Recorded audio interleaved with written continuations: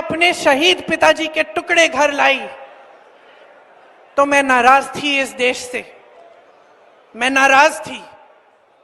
मेरे दिल में यह भावना थी, मैंने अपने पिता को भेजा, तुम्हारा काम था सुरक्षित रखना। मैंने अपने पिता को हिफाजत से तुम्हारे पास भेजा और तुमने ये टुकड़े लौटा दिए मुझे, और वो टुकड़े इस झंडे में लपेटे हुए थे, देश के झंडे में। मैं नाराज थी। मैं समझती हूं शहादत की का क्या मतलब है। जैसे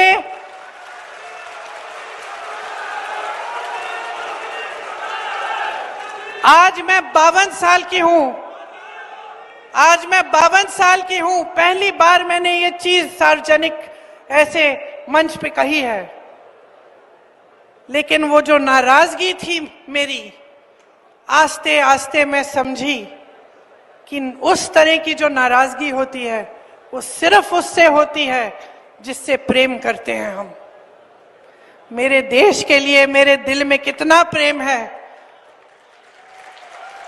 मैं कैसे समझाऊं। जब मोदी जी मंच पे खड़े होकर मेरे पिता को देशद्रोही बोलते हैं, जब मोदी जी कहते हैं कि मेरे पिताजी ने कोई कानून बदल दिया अपनी मां से विरासत लेने के लिए, तो मेरे दिल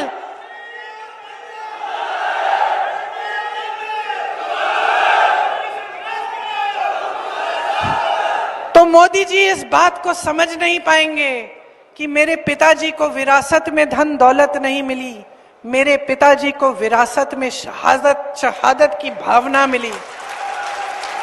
आप समझ सकते हैं, आप समझ सकते हैं। इस देश के किसान हो, इस देश की मिट्टी आपने सींची है अपने पसीने से, अपने अपने बेटे भेजे हैं सरहद पे। जब आपके बेटे शहीद होते हैं इस देश के लिए, तो मैं जानती हूं कि आपके दिल में क्या भावना है, क्योंकि वही भावना मेरे दिल में है। जो पुलवामा के शहीद हैं, जब वो हुआ, पुलवामा का हुआ, उनमें से कुछ परिवार यूपी के थे।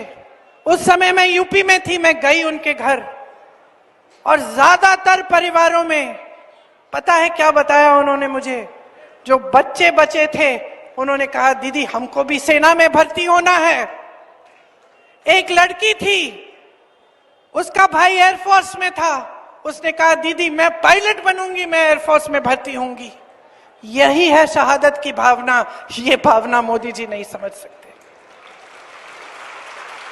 जो मोदी जी इंदिरा गांधी जैसी एक शहीद के बारे में उल्टी सीधी बातें करते हैं, जो मोदी जी इस भावना को देख के सिर्फ परिवारवाद देखते हैं लेकिन देशभक्ति नहीं देखते, देश की सेवा नहीं देखते, वो इस भावना को नहीं समझ सकते।